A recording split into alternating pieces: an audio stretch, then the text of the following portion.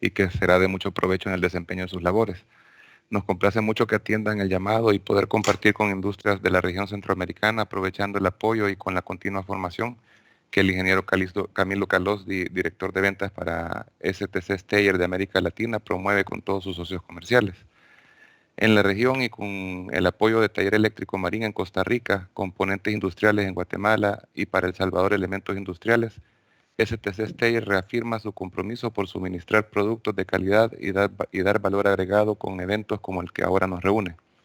Saludamos también a nuestro ponente, el ingeniero Víctor Gallardo, mecánico de profesión, ingeniero mecánico de profesión con más de 18 años trabajando para esta industria, técnico certificado por la Universidad de Chile en el análisis de vibraciones categoría 3 y con más de 15 años de experiencia en el mercado de los rodamientos, trabajando muchos años para la compañía FAG de Alemania. Estamos muy agradecidos y convencidos de que su experiencia y la habilidad que tiene para compartir conocimientos será de gran utilidad para todos nosotros. Buscando que la capacitación se desarrolle de la mejor forma, agradecemos mantener sus micrófonos apagados y activarlos únicamente en caso de consultas. O pedimos que levanten la mano en la aplicación y tan pronto sea posible les vamos a ceder la palabra. Hacemos desde ya la invitación para la segunda parte de esta charla, que va a ser el próximo 30 de agosto, siempre a las 10 a.m. hora Centroamérica. Y pues sin más, cedo la palabra a nuestro capacitador. Ingeniero, el micrófono es suyo.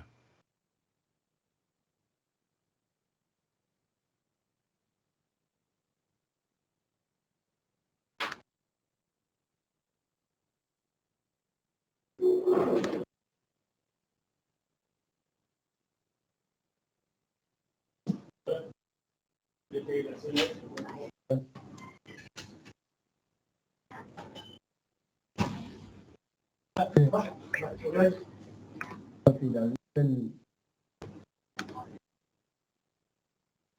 concurso breve por Kahoot, 10 preguntas verdadero. La persona que obtenga el mayor puntaje va a recibir. Lo confirmo en mi pantalla.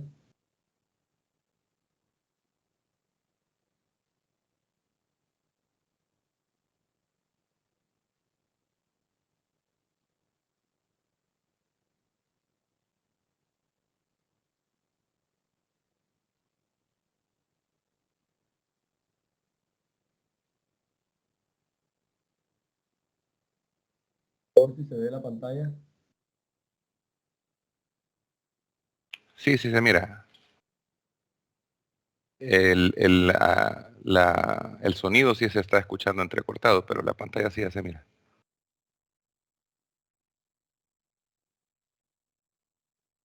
Bueno, yo creo que todo será posible que un rodamiento pueda trabajar indefinidamente. En realidad, en condiciones de laboratorio y manteniendo las condiciones ideales de juego radial, lubricación, alineación, carga, velocidad de trabajo, temperatura. Un rodamiento en teoría podría trabajar indefinidamente. Cuando nosotros revisamos la ficha técnica de un rodamiento, como vemos en esta imagen, pues estamos viendo aquí en realidad solamente una parte de la ficha técnica. Aparte de las dimensiones de los rodamientos, aprovecho y les comento, siempre cuando nos referimos a literatura de rodamientos, la D minúscula representa el diámetro del agujero del rodamiento. D mayúscula será el diámetro exterior y B larga mayúscula siempre se refiere al ancho del rodamiento. Entonces, en la ficha técnica de los rodamientos, además de las dimensiones, en la masa, en las capacidades de carga, tenemos una capacidad de carga que es la capacidad de carga límite de fatiga, que es la carga bajo la cual en teoría el rodamiento nunca fallaría. Si se dan cuenta y comparamos esta carga límite de fatiga con la capacidad de carga dinámica, por ejemplo, o la capacidad de carga estática, nos damos cuenta que es mucho menor.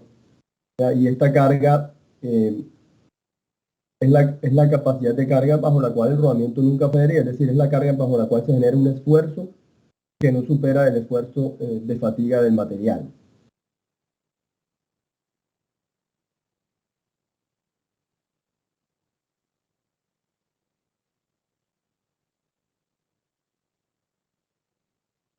Cuando estamos estudiando diseño mecánico, hay una curva donde tenemos el esfuerzo generado en la pieza y abajo el número de ciclos de carga que esa pieza puede soportar con base en el esfuerzo que se le está ejerciendo. Y para el acero hay la particularidad que por debajo de un cierto valor de esfuerzo ya la pieza no fallaría, sino que trabajaría indefinidamente, es decir, un número de ciclos infinito. El esfuerzo, en el caso de rodamientos, este sería el esfuerzo generado por esa carga límite de fatiga que vimos en la ficha técnica. Entonces, si nosotros sometemos el rodamiento a cualquier esfuerzo por debajo de este límite de fatiga, en teoría él no fallaría. Ahorita más adelante nos vamos a dar cuenta que no siempre más grande es mejor. Los rodamientos tienen que estar siempre sometidos a una carga mínima y vamos a verlo en unas diapositivas más adelante.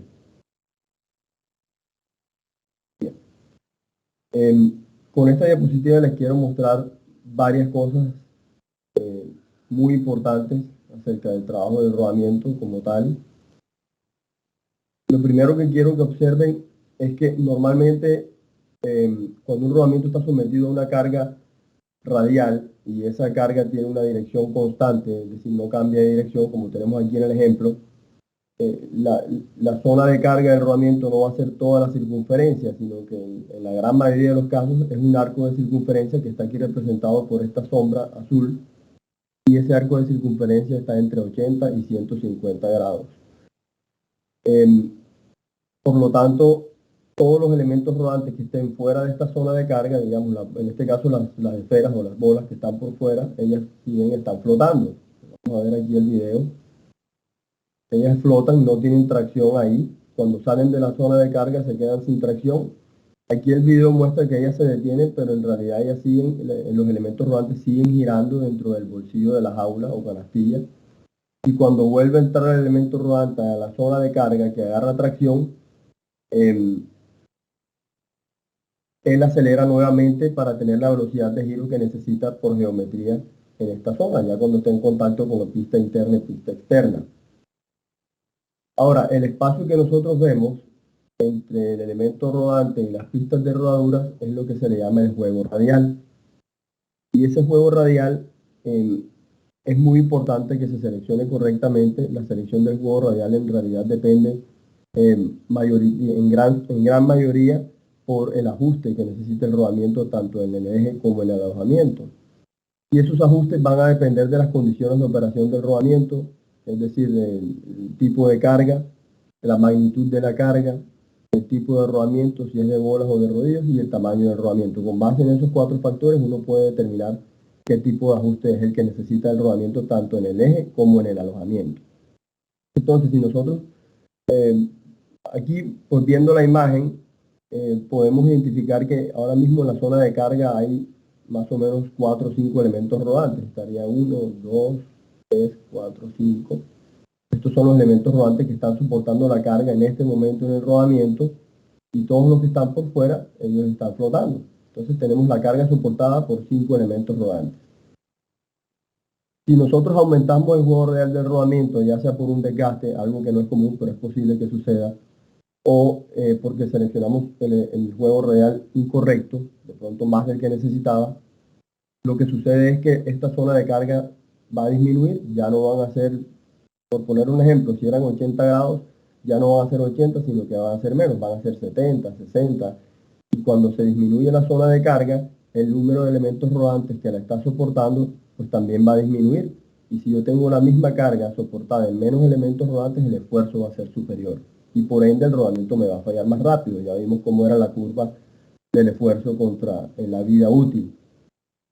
Los ciclos de carga a los que se refieren la fórmula de cálculo de vida útil, vamos a hacer aquí,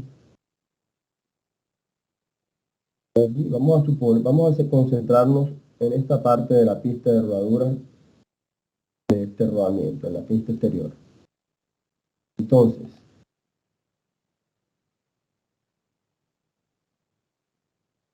cada vez que un elemento rodante pasa por ahí, genera una compresión, y cuando termina de pasar, la compresión se libera. Entonces, por cada circunferencia, por cada giro que dé el rodamiento, el número de elementos rodantes que pasen por ahí van a ser el ciclo de los ciclos de carga que él está soportando en cada revolución. Entonces, el modo de falla natural en realidad de un rodamiento, y es como deberían fallar todos los rodamientos, es porque ya cumplen su vida útil y se fatigan, es decir, porque ya superan el número de ciclos de carga que ellos soportan. Y esa fatiga, ya vamos a hablar un poquito de ella más adelante, normalmente se presenta por debajo de la superficie. Entonces, cada vez que un elemento rodante pasa por aquí, es un ciclo de carga, un ciclo de esfuerzo.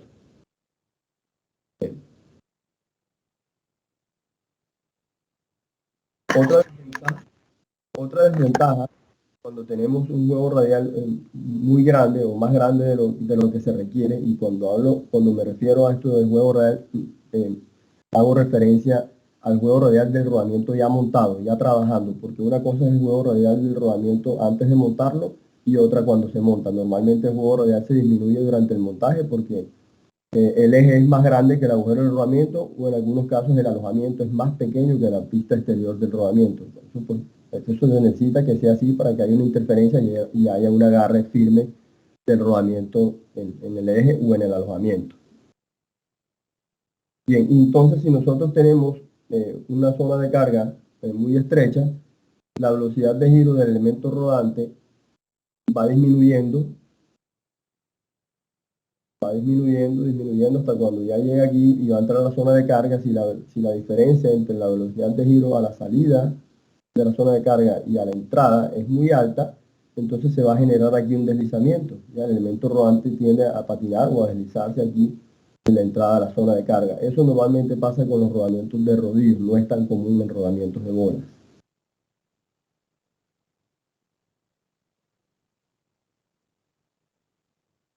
Entonces, cualquier carga que sea superior a esa carga límite de fatiga va a generar una fatiga en el rodamiento. Esta es la fórmula con la cual se calcula la vida útil de un rodamiento, es la vida útil nominal, y les traduzco esta fórmula. N sub 10 se refiere a la vida útil en millones de revoluciones del rodamiento, es decir, el resultado que me salga de esta fórmula me va a dar el número de revoluciones que dura el rodamiento. Y el 10 se refiere que tiene una confiabilidad del 90%, es decir, que por lo menos el 90% de los rodamientos trabajando en estas condiciones, es decir, que tengan esta capacidad de carga y estén trabajando con esta carga dinámica equivalente, van a llegar a ese número de revoluciones.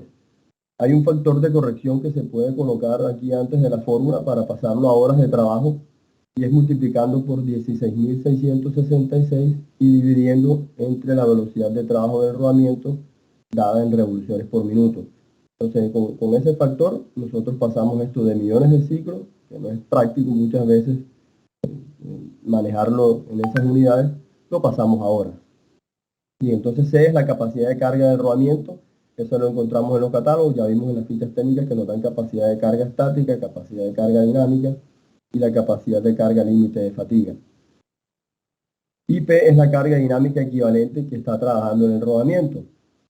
Esa carga dinámica equivalente va a ser, pues se saca con una fórmula que lleva unas constantes y multiplican. Esta carga dinámica va a ser igual a la fuerza axial por una constante más la fuerza radial por una constante que actúa en el rodamiento. Esas constantes están también en los catálogos de los rodamientos. Y este factor, este exponente P es un valor fijo que va a tener un valor de 10, si es 10 tercios, perdón, si es un rodamiento de rodillos, o de 3 si es un rodamiento de bolas. Entonces, esto es otra cosa muy importante para tener en cuenta, porque esto nos indica que los rodamientos son muy susceptibles a los cambios de carga. Si nosotros ponemos un ejemplo con un rodamiento de bolas, donde este exponente es 3, ¿qué pasa con la vida del rodamiento si yo duplico la carga que está actuando sobre él? Como esto está todo elevado al cubo, si yo reemplazo P por 2P y abro la fórmula, al yo elevar 2P al cubo me va a dar 8P al cubo. Es decir, que el cociente va a ser 8 veces mayor si yo duplico la carga en el rodamiento. Y eso me va a indicar que la vida útil del rodamiento va a ser 8 veces menor. Entonces es importante que tengan eso en cuenta, que unos ligeros cambios de carga pueden tener repercusiones bastante drásticas en la vida útil del rodamiento.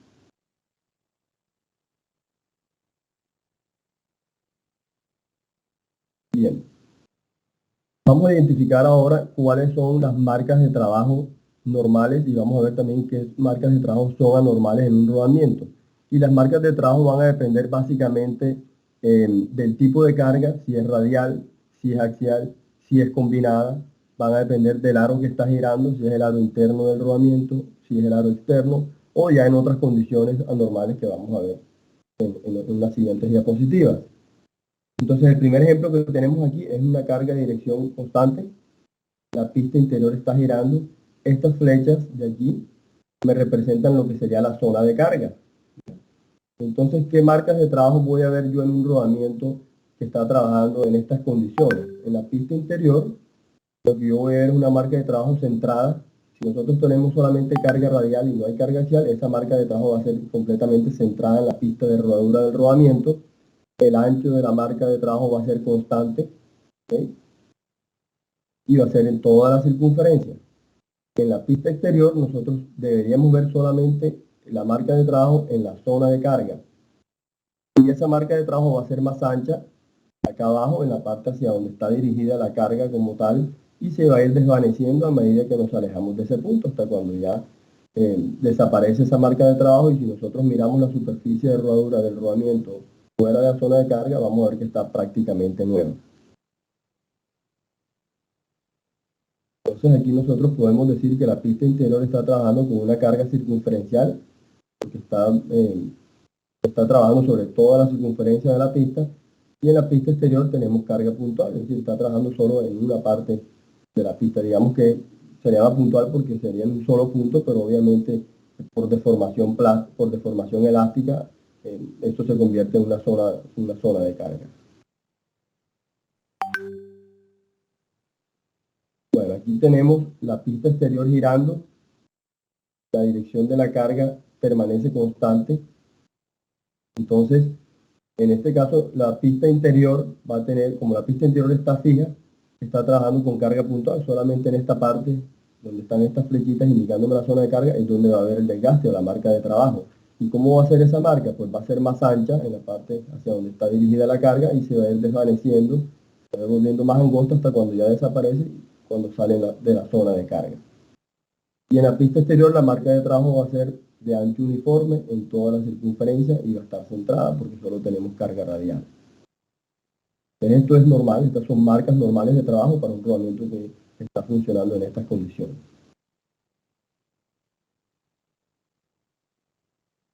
Bien, otro ejemplo, aquí tenemos carga giratoria, aro exterior girando, perdón, carga giratoria en el aro exterior y la pista interior es la que está girando. En este caso, nosotros, como la carga está girando junto con la pista interior, entonces lo que vamos a tener es una marca de trabajo puntual en la pista interna, mientras que en la exterior vamos a tener marca de trabajo en toda la circunferencia. Es decir, esta carga que vemos aquí, ella está girando, ¿ya? Y está girando solidaria a la pista interna. Un ejemplo de esto podría ser una criba o una zaranda. Ahorita vamos a ver un video de cómo trabaja una zaranda. ¿Okay? Entonces, carga puntual en la pista interior, más ancha en la zona hacia donde está dirigida la carga. Y en la pista exterior, una marca de ancho uniforme en toda la circunferencia centrada en la pista de rodadura.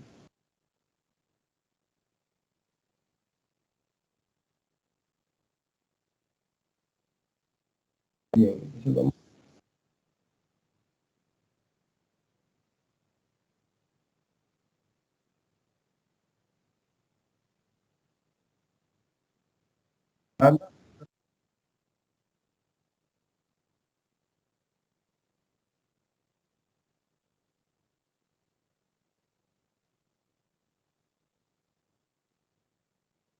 La da Majito. Es verdad. A ver. Es una gallina.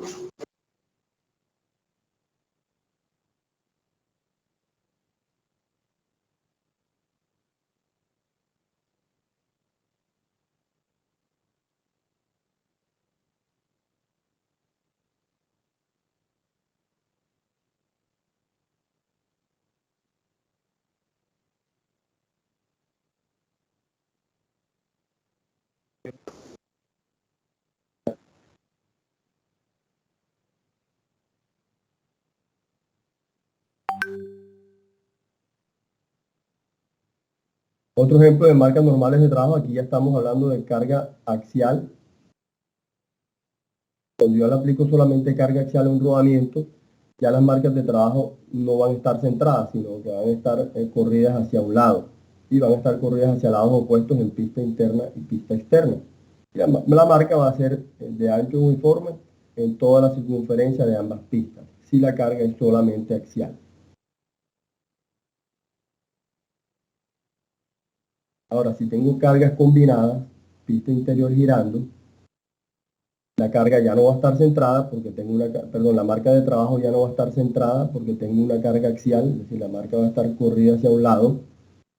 En la pista interior, la marca de trabajo va a ser de ancho uniforme, va a estar en toda la circunferencia, mientras que en la pista exterior yo voy a tener una marca que está en toda la circunferencia también, pero va a ser más ancha en la parte hacia donde está dirigida la carga como tal. Entonces, en este caso, aquí abajo es donde veríamos la parte, la marca de trabajo más ancha en la pista exterior.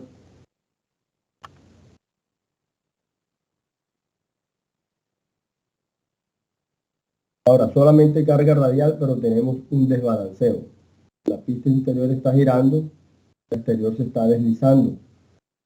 Normalmente cuando hay un deslizamiento de pistas, ya sea de la pista interna sobre el eje o sobre la pista externa sobre el alojamiento, es por problemas de ajustes, problemas de tolerancia. De pronto un eje muy pequeño o un alojamiento muy grande, pues va a permitir que que las pistas se giren, y eso es algo que nosotros no queremos nunca que suceda en los rodamientos. Entonces, si nosotros tenemos este caso, donde tenemos además de la carga un desbalanceo, entonces yo voy a tener en la pista interior una marca de trabajo en toda la circunferencia centrada, solo tenemos carga radial, entonces en este caso la marca de trabajo está centrada, está en toda la circunferencia, pero además me doy cuenta que la pista exterior, la marca de trabajo también está en toda la circunferencia. Ya esto no es normal, estas son marcas anormales de trabajo, eso no debería presentarse en un rodamiento a menos que esté trabajando en condiciones desfavorables como lo que tenemos aquí, un desbalanceo. El desbalanceo me va a generar una fuerza centrífuga giratoria, y por eso yo voy a tener aquí la marca de trabajo en toda la circunferencia en ambas pistas.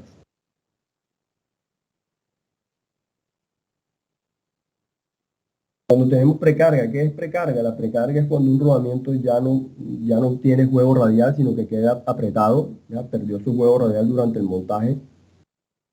Entonces, en ese caso, voy a tener obviamente una marca de trabajo en toda la circunferencia de la pista interior que está girando, y en la pista exterior también, porque la pista exterior está soportando igual la precarga. ¿Ya? Estas pequeñas flechitas que ven aquí indican que es la carga que está generando la precarga, es decir, el apriete del rodamiento. Entonces voy a tener, ya no voy a tener juego radial, sino que voy a tener el rodamiento precargado.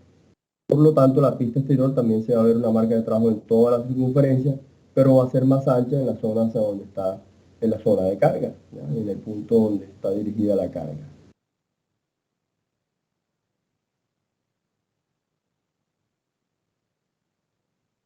Compresión oval, pista interior giratoria, por ejemplo, un alojamiento que esté ovalado me puede generar este tipo de marcas en la pista interior. Yo voy a tener la marca circunferencial de ancho uniforme, centrada, pero ya en la pista exterior yo no voy a tener una marca ni siquiera en toda la circunferencia o en una sola parte, sino que voy a tener dos o más, dependiendo de cómo sea la forma del alojamiento. Si tiene unas deformaciones, si tiene otros puntos estrechos, además de estos que tengo aquí representados, pues vamos a tener más marcas de trabajo que están separadas. Entonces, ya sabemos que esto es una condición anormal y es creada por un ovalamiento o una estrechez de alguna parte del alojamiento.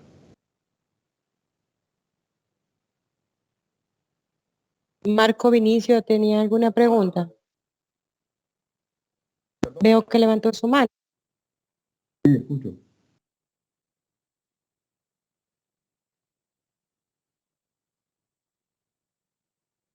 ¿Nos van a preguntar algo? Sí, perdón, Víctor, vi que don Marco Vinicio y levantó la mano, pero no sé si tiene alguna pregunta que desea hacer en este momento.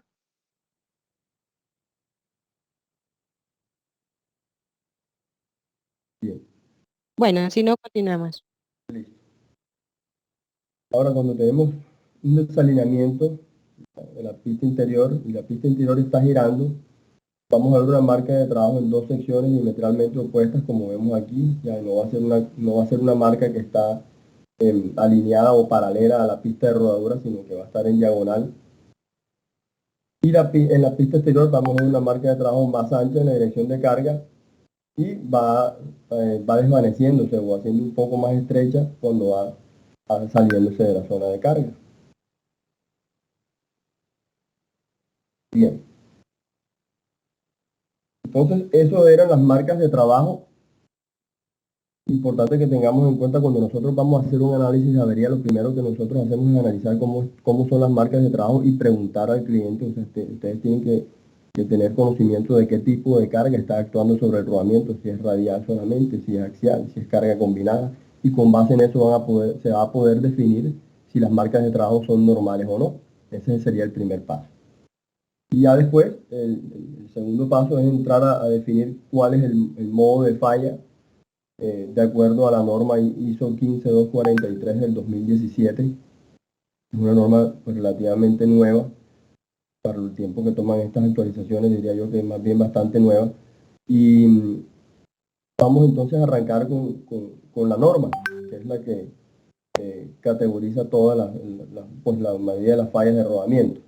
O sea, antes de arrancar a ver los modos de falla que la norma describe, vamos a ver las definiciones según la norma de lo que es avería, falla y modo de falla.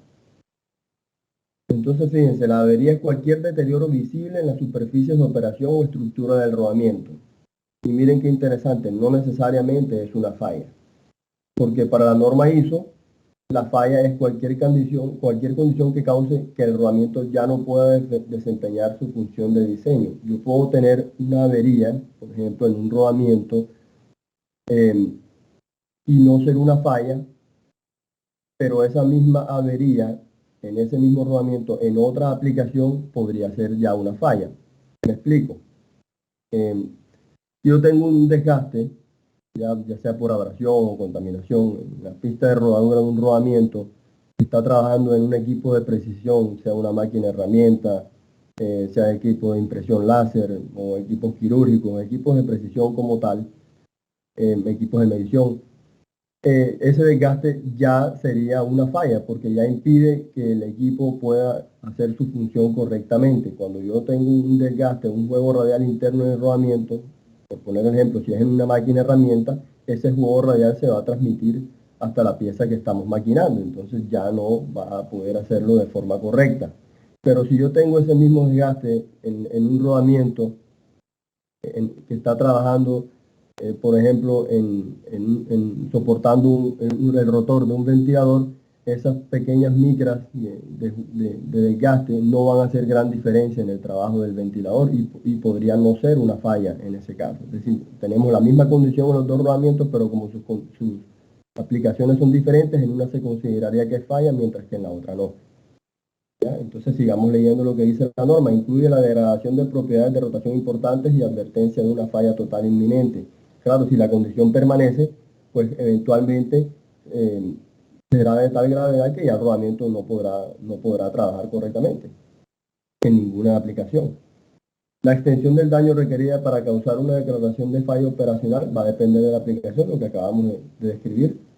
Aplicaciones que demanden gran precisión de giro solo tolerarán una muy ligera pérdida de propiedades. Otras aplicaciones no son tan sensibles y podrán continuar operando por un periodo de tiempo determinado.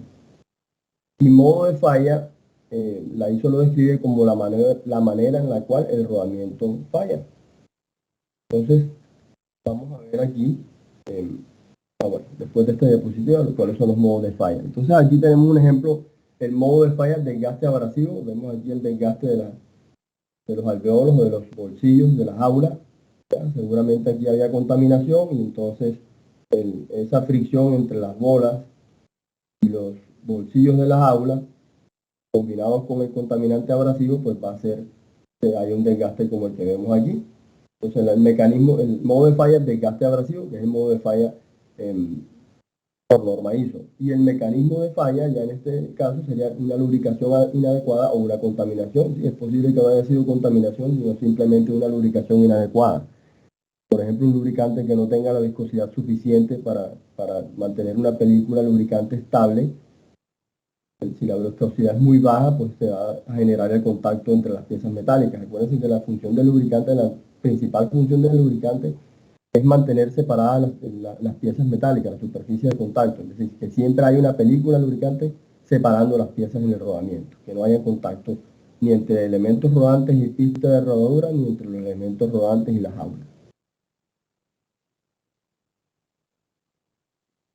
Bien, entonces, la clasificación de los modos de falla de rodamientos, uno lo clasificaría los daños y las averías de los rodamientos de acuerdo a la causa raíz, pero muchas veces, dependiendo del grado de deterioro del rodamiento, no será posible distinguir entre cuáles fueron las causas y síntomas, y, o sea, entre otras palabras, lo que sería el mecanismo de falla y el modo de falla como tal. Tenemos este caso, que fue un rodamiento que el cliente me solicitó que le hiciera análisis de avería. Pues en esas condiciones yo nunca voy a poder saber cuál fue la causa que originó el problema. ¿Ya? El modo de falla, pues ahí yo veo corrosión, de pronto fractura, pero no voy a poder determinar cuál fue la causa raíz, porque ya el grado de deterioro ocultó lo que originó el problema. Bien. Y estos son los modos de falla definidos por la norma ISO 15243. El primer modo de falla es fatiga por contacto de rodadura, y ahí tenemos dos tipos. La fatiga puede ser iniciada bajo la superficie, que es el modo de falla normal, así deberían fallar todos los rodamientos. Y luego fatiga iniciada en la superficie, que ya es una condición que no debería presentarse. Vamos a ver cada uno en detalle más adelante. Segundo modo de falla, desgaste, que puede ser abrasivo o adhesivo, corrosión por humedad o corrosión por fricción, y ahí tenemos dos casos: corrosión por contacto o falso Brinelli, erosión eléctrica, erosión por exceso de corriente o erosión por escape de corriente. Deformación plástica tenemos por sobrecarga o indentación por partículas. Y en agrietamiento y fractura tenemos fractura forzada, fractura por fatiga o agrietamiento térmico. Entonces estos son los modos de falla definidos por la norma ISO. Aquí lo que es la fatiga iniciada bajo la superficie, pues va a depender, cuando se presenta esa fatiga, pues va a depender de la vida útil calculada del rodamiento, que básicamente depende de la capacidad de carga que tenga el rodamiento, pues teniendo en cuenta que la carga que se le está aplicando sea la carga normal de la máquina, una carga que no varía. Y cuando hablamos de deformación por sobrecarga, es posible que se supere la capacidad de carga estática del rodamiento. Acuérdense que una cosa es la capacidad de carga estática y otra es la capacidad de carga dinámica. Dependiendo del tamaño y de la velocidad de giro del rodamiento, se determina si está trabajando de forma estática o de forma dinámica. Muy bien. Y aquí tenemos entonces los modos de falla. El primero, la fatiga, ya sea iniciada sobre la superficie o bajo la superficie. El segundo es desgaste, puede ser abrasivo o adhesivo, de contacto, eléctrica o paso de corriente, plástica y agrietamiento o fractura. Muy bien. Si nosotros vemos cómo es la distribución de fallas prematuras de rodamiento, con base en este gráfico que tenemos aquí, nos damos cuenta que todo lo que está sombreado en tonos amarillos están relacionados con la lubricación. Entonces tenemos que, por ejemplo, el 20% de las fallas prematuras de rodamiento se deben al envejecimiento del lubricante. ¿Qué es el envejecimiento del lubricante? Ya pierde sus propiedades. La grasa, por ejemplo, está formada por aceite base, espesante y aditivos. Una grasa o también incluso un aceite tienen que tener muy en cuenta las condiciones de almacenamiento. Las grasas, por ejemplo, son muy susceptibles a que se desprenda el aceite base del espesante, y entre mayor sea la temperatura de almacenamiento, más rápido se va dando este proceso, es decir, más rápido se va a desprender el aceite base del espesante, y el espesante por sí solo prácticamente no lubrica, él necesita del aceite que contiene el espesante. Hagan de cuenta que el espesante es como la esponja que contiene el aceite adentro. Entonces cada vez que el elemento rodante pasa por esa esponja, libera un poquito de aceite y el espesante lo vuelve a absorber. Pero ya con el tiempo, incluso cuando está almacenado, todavía no ha empezado a trabajar la grasa, ese desprendimiento del aceite del espesante se va dando. A mayor temperatura de almacenamiento, más rápido va a ser ese proceso. Y por lo tanto, pues la grasa va a estar envejecida. Lubricante inadecuado, de repente estamos utilizando las características del lubricante que no son correctas, la viscosidad, el grado de consistencia, los aditivos. Todo eso es muy importante tenerlo en cuenta, lo vamos a ver un poquito el próximo martes, lo que es lubricación de rodamientos. Ahí vamos a aprender a cómo seleccionar una viscosidad correcta para un lubricante, cuál debe ser la cantidad de lubricante a aplicar y cada cuánto se debe aplicar.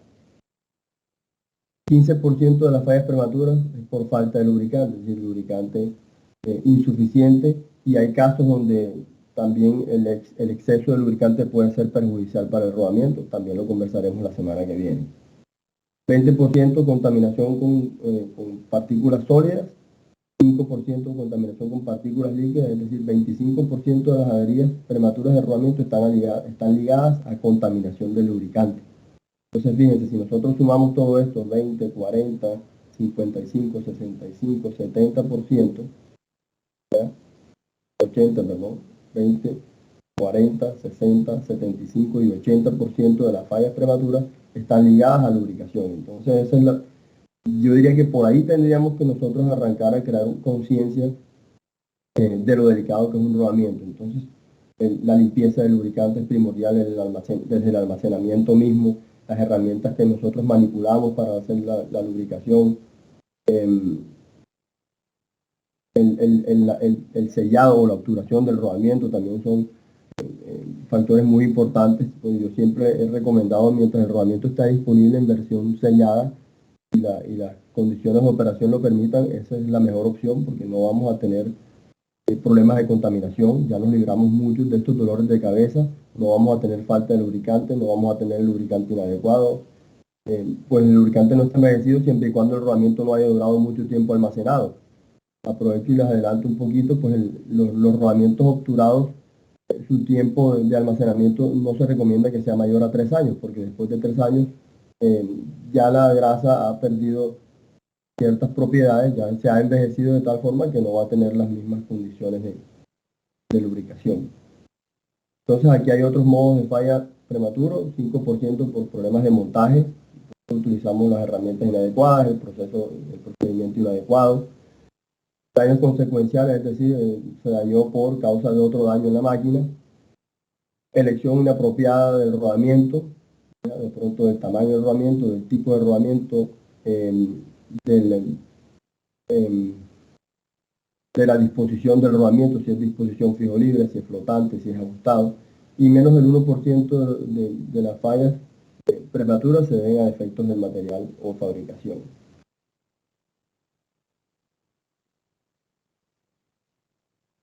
Muy bien. Entonces vamos a comenzar con el primer tipo de falla que describe la norma ISO, y es la fatiga por contacto de rodadura. Entonces, la fatiga por contacto de rodadura es causada por repetidos esfuerzos, lo que veíamos cuando estábamos mirando el video, que yo les coloqué un puntico de la pista de rodadura. Cada vez que un elemento rodante pasa por ahí, genera una compresión, y cuando termina de pasar, esa compresión se libera. Eso sería un ciclo de carga. Repetidos esfuerzos desarrollados en las áreas de contacto entre los elementos rodantes y las pistas de rodadura. La fatiga se manifiesta en forma visible como un cambio en la estructura, en la microestructura, y desprendimiento de material en la superficie. Ya eso sería macroestructura. Tenemos el desprendimiento. Esto es un caso severo. Muchas de las imágenes que van a ver en esta presentación son de casos de estudio que hemos hecho aquí en Colombia, bueno, y en otras partes de Américas. Entonces, la fatiga iniciados a la superficie es lo que yo les comentaba antes, que es el modo de falla natural de un rodamiento. En realidad, la fatiga comienza con una pequeña grieta que se genera debajo de la superficie. Aquí tengo el elemento rodante y esto aquí representa la pista de rodadura por la cual él rueda. Y el puntico rojo me está indicando la zona donde se inicia la grieta, que es la zona donde se genera el mayor esfuerzo, la mayor compresión. Y pues dicen que la profundidad a la que se genera esa grieta está por el orden del 1% del diámetro del elemento rodante. Pero muchas veces esas grietas nacen donde están las inclusiones, es decir, pequeñas impurezas que hay en el acero, ahí es donde comienza a formarse la grieta porque es el punto más débil. ¿Okay? La profundidad a la cual se genera, como decía, depende de la carga, temperatura, material, la limpieza, microestructura, pero lo que se dice es eso, que más o menos está entre el 1% del diámetro del elemento rodante. El inicio de las grietas normalmente es causado por inclusiones, lo que hablábamos ahorita, y con el tiempo las grietas se propagan hasta que llegan a la superficie, y ahí es donde comienza ya el desprendimiento de material. Cuando se genera una grieta de estas, que todavía nosotros no la podemos ver, nosotros si abrimos la máquina, sacamos el rodamiento y analizamos la pista de rodadura y analizamos todo el rodamiento como tal, no vamos a ver nada. Pero con un análisis de vibraciones es posible detectar ya estas grietas, porque cada vez que un elemento rodante pasa por esta parte donde está esa grieta, la compresión hace que la grieta se cierre y esto genera un pequeño impacto. Cuando el elemento rodante termina de pasar, la grieta se abre. Llega el siguiente elemento rodante, otra vez cierra la grieta, genera otro impacto. Y esa frecuencia con la cual se generan esos impactos nos va a permitir determinar que hay una falla ya en el rodamiento y podemos saber si de hecho la falla o la grieta está en la pista interna o en la pista externa. Todos los rodamientos tienen una frecuencia de falla específicas para pista interna, pista externa y elementos rodantes.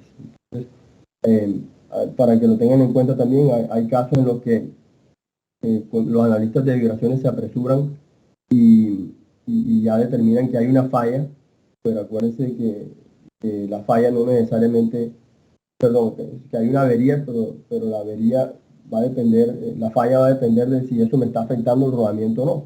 Entonces, si yo tengo una grieta debajo de la superficie, por lo general el rodamiento va a poder trabajar sin problema un tiempo más. Entonces ahí lo que uno hace es hacerle seguimiento mediante análisis de vibraciones y ahí se va a poder determinar cuando ya esta grieta llegó a la superficie y su desarrollo progresivo. El análisis de vibraciones nos permite detectar esto con una anticipación suficiente en la mayoría de los casos para que se pueda programar el mantenimiento o el cambio de rodamiento en una parada programada. Entonces, importante que tengan eso en cuenta también, que a veces se apresuran y piden pues a la gente de mantenimiento que cambie el rodamiento, pero bajan el rodamiento, lo miran, lo analizan y no ven nada. Es posible que la falla esté por debajo de la superficie, pero sería un diagnóstico apresurado recomendar cambiar un rodamiento cuando la falla apenas está iniciando, y eso con el análisis de vibraciones uno puede determinar si la falla está apenas iniciando, si está en su etapa media o si ya está avanzado. Eso es posible conocerlo. Aquí vemos un ejemplo, entonces ya la picadura llegó a la superficie y después de cierto tiempo de trabajo, pues cada vez que el elemento rodante pasa por la picadura va agrandándola, va arrastrando más material y ese material queda dentro del rodamiento y va a hacer un efecto dominó.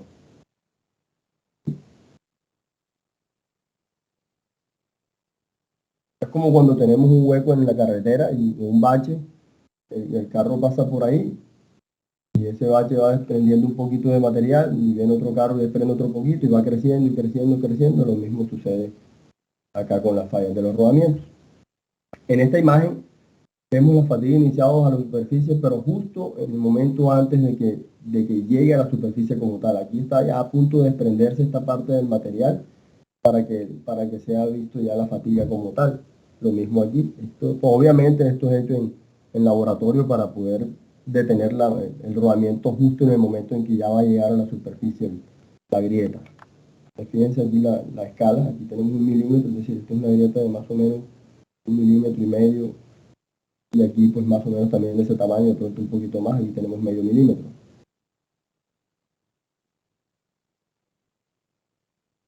Esto es un ejemplo real también que nos sucedió aquí. Perdón que interrumpa, Víctor. Dígame. Solo quisiera confirmar si hay alguien más que no está escuchando bien el audio. Me indica un usuario que está con todo su equipo de trabajo que parece que lo escuchan entrecortado. No sé si hay alguien más que está teniendo el mismo problema. Tampoco Marcela.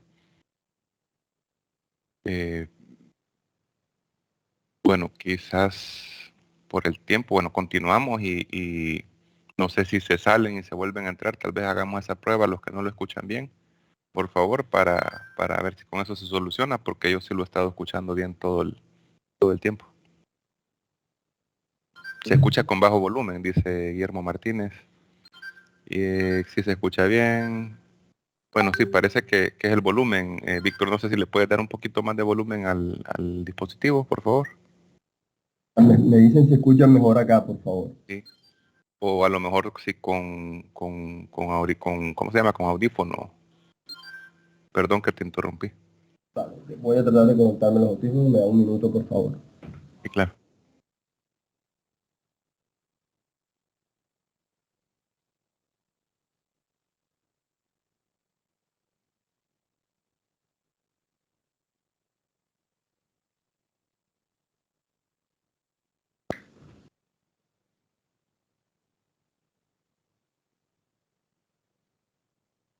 Sí, gracias a los que están comentando. Yo también lo he estado escuchando bien, pero tratando de que todos tengamos la misma información en el momento, vamos a ver si con el audífono mejora. Gracias por su paciencia, gracias.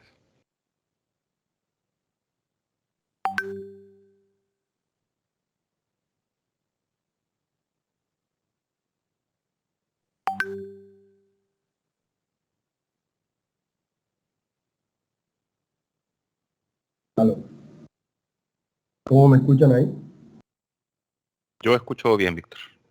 Si gustas, continuamos, porque si se escucha bien, cualquier interrupción, pues te la voy a volver a hacer.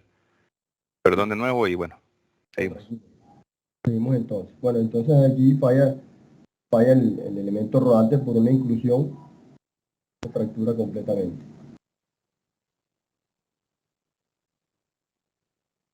Entonces, las causas de la fatiga iniciadas bajo la superficie es el desprendimiento de material debido a la alta carga en combinación con la acumulación de ciclos de esfuerzo. Ahora, no necesariamente tiene que ser una carga alta, una carga normal después de muchos ciclos de carga puede hacer que la fatiga se genere y llegue hasta la superficie. En cuanto a las medidas correctivas, pues se recomendaría usar un rodamiento con mayor capacidad de carga en caso de que el rodamiento esté durando muy poco. Pues obviamente antes que eso, pues analizar que la falla en realidad sea por fatiga iniciado bajo la superficie. Y como les decía yo antes, no siempre más es mejor. Dependiendo del tipo de rodamientos hay una carga mínima a la cual ellos deben estar sujetos y esa carga mínima se necesita para que los elementos rodantes giren sobre las pistas y no se deslicen, porque ese deslizamiento, acuérdense, nos va a generar una rugosidad más alta en la pista de rodadura, y pues al tener una rugosidad más alta en esa zona donde el elemento rodante entra a la zona de carga, me va a crear una mayor fricción y por ahí empieza a desprenderse el material. Entonces, si son rodamientos de bolas, se recomienda que la carga mínima a la que ellos estén sujetos es del 1% de su capacidad de carga. Para los rodamientos de rodillos, el 2%, y si son rodamientos de rodillos sin jaula, a los cuales también se les llaman full complement, sería el 4% de la capacidad de carga. Por eso muchas veces nosotros vemos en los motores eléctricos que ellos traen unos muelles con unas arandelas de presión, y es precisamente para que cuando se prueba la máquina en vacío, esa arandela ya le está creando una carga axial. Pues lo ideal es que sería por lo menos el 1% de la capacidad de carga si son rodamientos de bolas lo que tiene el motor, o 2% si son de rodillos. Esa es la razón por la cual traen esa piecita. A veces yo he visto que se la quitan, yo les recomiendo que no se la quiten porque tiene una función importante. Bueno, cuando la fatiga inicia en la superficie, ya no es el modo natural de falla. Esto sucede cuando hay un choque entre los picos del elemento rodante con las pistas de rodadura, ya esas pequeñas asperezas que tienen las piezas van chocando a medida que el rodamiento empieza a trabajar. Y esto pues en buenas condiciones de lubricación no debería presentarse, porque esos picos y valles, esas rugosidades que tienen los componentes de los rodamientos, si ustedes analizan el pulimiento que tiene una esfera, un balín o un rodillo, y las pistas de rodadura del rodamiento es un pulimiento bastante fino. Y pues se necesita que sea así, porque entre más liso va a haber menos fricción, y menos fricción es menos temperatura y es más duración del rodamiento. Obviamente también depende de la dureza, y por eso pues, los rodamientos tienen una dureza relativamente alta también, que es entre 58 y 64 Roswell C. Entonces esas asperezas que están por el orden de las fracciones de micras, 0.2, 0.4, 0.5 micras, o sea, milésimas de milímetro, no deberían ser suficientes para que se rompiera la película lubricante. La película lubricante es muy delgada también, pero debe ser suficiente para que se pare eso. La película lubricante normalmente tiene un espesor de una micra, es decir, una milésima de milímetro. Es algo bastante delgado, muy tenue, pero es suficiente para que no hagan contacto directo los elementos rodantes con las pistas de rodadura y los elementos rodantes con las jaulas. Entonces así es como se ven los microdesprendimientos. Fíjense, aquí tenemos una escala de, esto sería medio milímetro, y pues es básicamente eso, la película lubricante se rompió y ya hay contacto entre las rugosidades de las piezas en movimiento relativo, es decir, elementos rodantes y pistas de rodadura.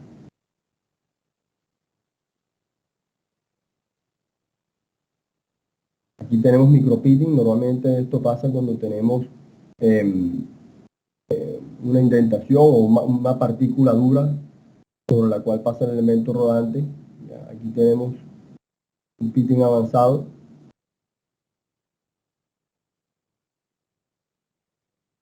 Entonces las causas, microdesprendimientos que pueden ser generados por una lubricación insuficiente. Pues ya sabemos, bueno, ya veremos en la próxima semana cómo seleccionar una viscosidad adecuada, o sea, suficiente para que no tengamos ese rompimiento de la película lubricante. Puede ser también deslizamiento del elemento rodante en las pistas de rodadura. Acuérdense que lo veíamos antes en el video. Eso sucede pues cuando tenemos de pronto muy poquita carga o cuando el juego real del rodamiento es más grande de lo que requiere. Precarga insuficiente, ya lo hablamos en la diapositiva anterior, los rodamientos todos deben estar sujetos a una carga mínima. Por debajo de esa carga es posible que suceda este deslizamiento. El desalineamiento también es cruel para los rodamientos porque le genera una carga de torsión interna que muy fácilmente rompe la película lubricante. Cuando yo tengo un eje desalineado, el principal problema ahí es que me rompe la película lubricante y por ahí empieza a fallar el rodamiento, ya va a haber contacto metal-metal y falla rápido. Medidas correctivas: mejorar la lubricación, es decir, cantidad correcta, viscosidad correcta, consistencia correcta, frecuencia de lubricación correcta, aplicar la precarga necesaria dependiendo del caso, ya sabemos cuáles son los valores mínimos de carga, y corregir la alineación en caso de que tengamos un desalineamiento.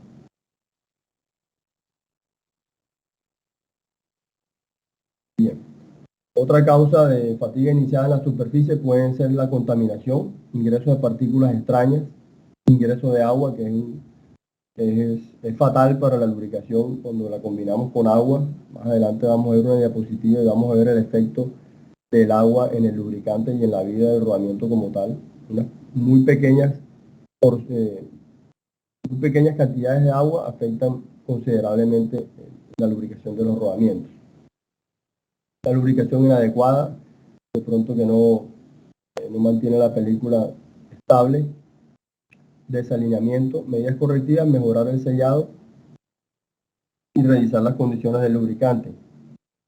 En el sellado pues no solamente se refiere al sellado del rodamiento, porque todos los rodamientos no están disponibles en versión sellada, pero también se puede referir al sistema de obturación externo que tenga la máquina, ya sea con sellos de tipo laberinto, si es una chumacera, por ejemplo, sellos de laberinto, de doble labio, o si es la máquina como tal, el sistema de la máquina, pues también verificar que no haya ni fuga ni forma de que entre tampoco material extraño, ¿no?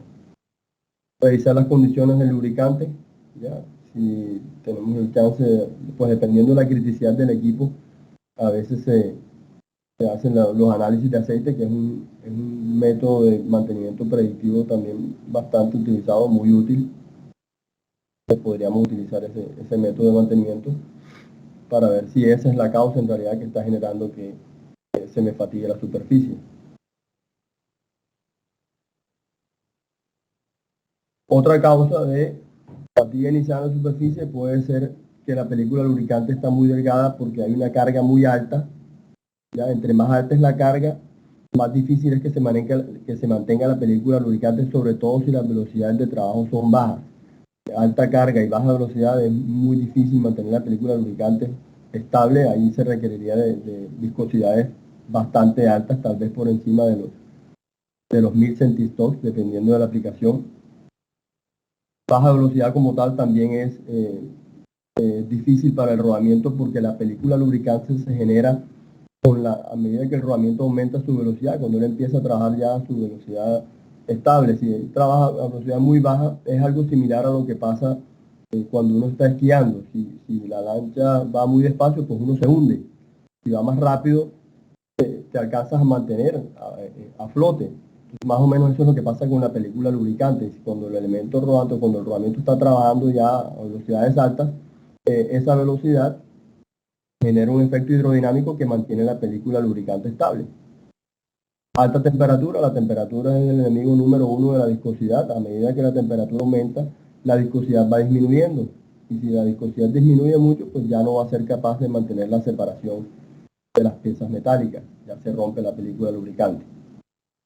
¿Qué podemos hacer para corregir? Seleccionar el lubricante correcto con base en las condiciones de trabajo. Mejorar el mantenimiento del sistema de lubricación. El lubricante correcto, eso es lo que vamos a aprender en el próximo módulo, a seleccionar las características correctas del lubricante con base en las condiciones de operación del rodamiento. Segundo modo de falla es el desgaste.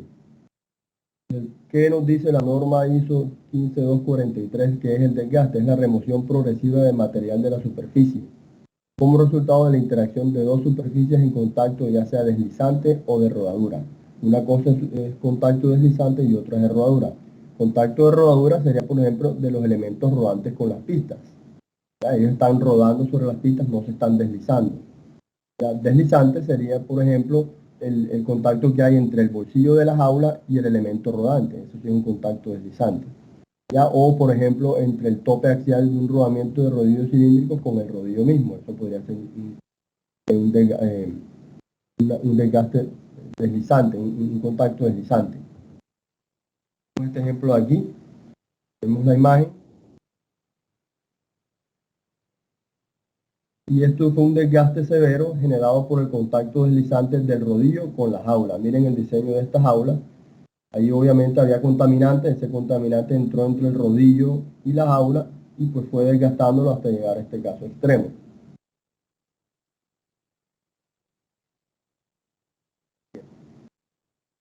Desgaste abrasivo, hay varios tipos de desgaste, tenemos el abrasivo, tenemos el adhesivo y el abrasivo se define como la remoción de material debido al deslizamiento en presencia de partículas duras. ¿Ya? Por lo general la superficie adquiere tonalidad mate, es lo que vemos aquí, pero si las partículas son muy finas, ya hace el efecto como si fuera una lija muy fina. Entonces lo que hace es que queda brillante la superficie. Entonces si vemos esto, si vemos un desgaste así, un desgaste abrasivo así brillante, es porque las partículas que están contaminando el rodamiento son bastante finas.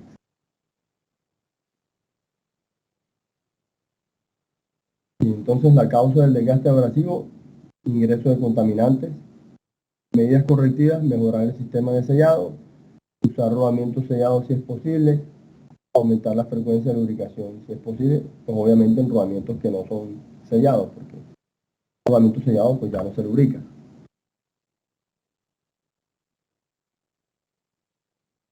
Y en cuanto a la obturación como tal, les quise colocar esta diapositiva aquí para que vieran la diferencia que hay entre la tapa metálica la obturación de tapa metálica y la obturación de sello de caucho. Entonces fíjense que aquí, vamos a hacerle zoom, en esta parte de la tapa metálica hay una luz. Aquí no hay contacto, hay un pequeño espacio. Obviamente aquí está un poquito exagerado para efectos visuales, pero en proporción este espacio es más pequeño, pero sí hay un pequeño espacio ahí. Mientras que en el sello de caucho no hay ninguna luz, es un sello rozante, él hace contacto aquí. ¿Okay? Ahí no entra nada, no sale nada.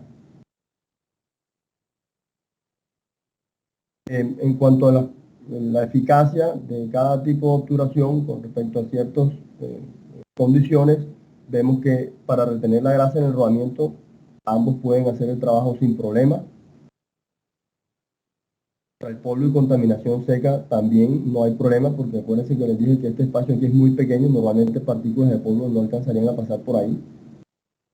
Ya tengo mucha humedad, ya en la tapa metálica no es tan recomendable porque es posible que la humedad sí ingrese por ahí.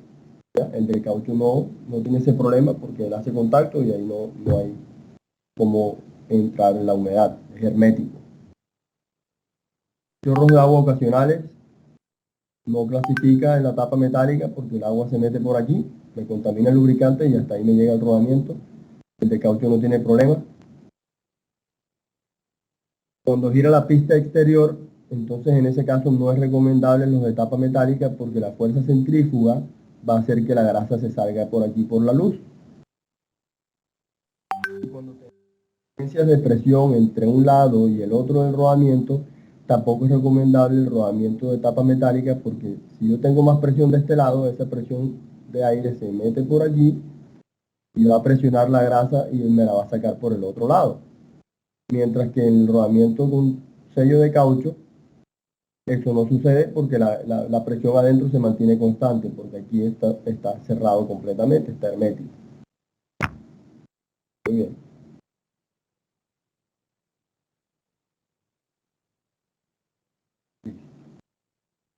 Bien, el desgaste adhesivo.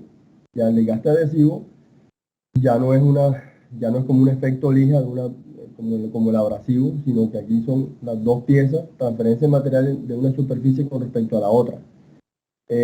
Esto pasa principalmente por lo que yo les comentaba al inicio en el video, en la animación, cuando el elemento rodante entra en la zona de carga, ahí es posible que se genere ese deslizamiento y son más propensos a que se genere el deslizamiento si el huevo radial de trabajo es más grande, es muy grande.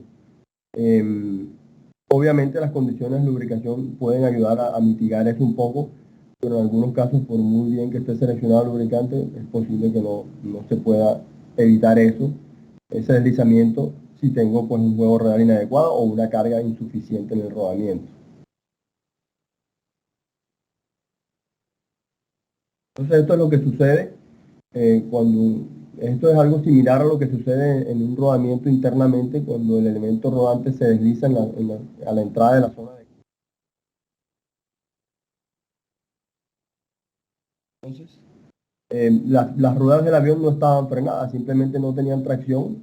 ¿Ya? Cuando ellas hacen contacto con la pista de rodadura, ellas tienen que aumentar su velocidad de giro, en este caso es de 0 a lo que sea que tienen cuando aterrizan, y en el rodamiento es de la velocidad que tengan cuando van a entrar a la zona de carga y la velocidad que deben tener ya en la zona de carga. Entonces esa diferencia de velocidad es lo que hace que se genere ese deslizamiento. Muy bien.